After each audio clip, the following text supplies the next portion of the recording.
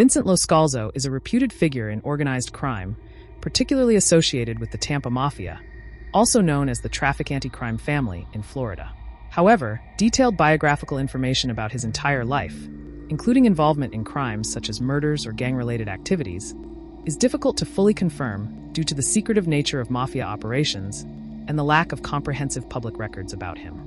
That said, I can give you a general outline based on what is commonly known about LoScalzo and the mafia scene in Tampa. Early life and involvement in organized crime. Vincent LoScalzo was reportedly born in New York City, where he likely came into contact with mafia activity. He eventually became involved in organized crime and rose through the ranks of the mafia, first in New York and then in Florida. His connection to the mafia may have been influenced by established mob families who controlled criminal enterprises throughout major U.S. cities. Moved to Tampa and the Trafficante family. In the mid-20th century, LoScalzo moved to Tampa, Florida. By this time, the Tampa Mafia was under the control of the infamous Trafficante crime family, led by Santo Trafficante Jr., one of the most powerful mafia bosses in America. LoScalzo became closely associated with this family and eventually rose to prominence as one of its leaders.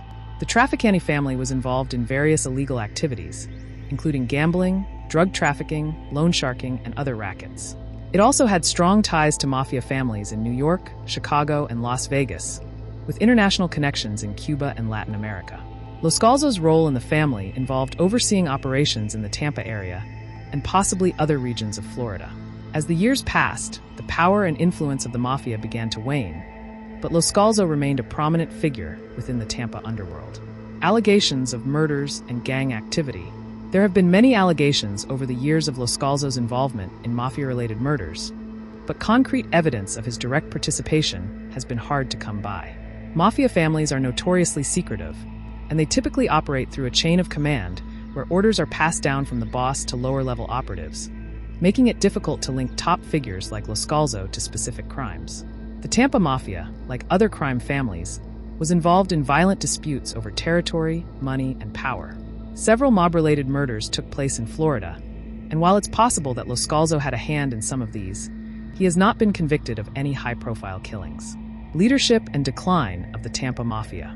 After the death of Santo Trafficante Jr. in 1987, LoScalzo is believed to have assumed a leadership role in the Tampa Mafia. By this time, the family's power was in decline, and law enforcement pressure had intensified. LoScalzo reportedly maintained a low profile, steering the family's operations into less risky ventures, but the mafia's influence continued to dwindle. LoScalzo, like other mafia leaders, faced investigations and indictments over the years, but he managed to avoid significant jail time. His ability to evade law enforcement was likely due to his strategic decision to keep a low profile and operate discreetly. Modern day and legacy. By the 1990s and early 2000s, the mafia's influence in Tampa had largely faded, and the crime family had lost much of its former power. LoScalzo is still believed to be active in some capacity, but the Tampa Mafia is now considered a shadow of its former self. The decline of the mafia in Tampa mirrors a nationwide trend, as organized crime families have been weakened by law enforcement efforts, internal conflicts, and changes in the criminal underworld. LoScalzo's story is emblematic of the rise and fall of mafia power in the U.S., particularly in cities like Tampa, that were once controlled by powerful crime families. His ability to remain relatively unscathed despite decades of mafia activity is a testament to his skill in navigating the underworld and avoiding the law. Documentaries and media. There is relatively little documentary material specifically about Vincent LoScalzo, though he has been mentioned in broader works about the mafia in Florida and the decline of organized crime in America.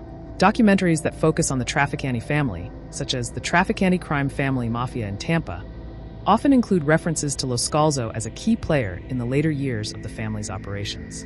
Given the secretive nature of the mafia and LoScalzo's relatively low public profile, it's likely that much of his story remains untold. Mafia leaders often prefer to avoid the limelight, and this has helped many of them stay in power for years without facing significant legal consequences. Conclusion: Vincent LoScalzo's life is one of quiet leadership within the mafia, particularly in the Tampa area, where he played a significant role in the operations of the Trafficante family. While much about his criminal activities remains shrouded in secrecy, his involvement in organized crime is well documented within law enforcement circles, and he is a significant figure in the history of the mafia in Florida.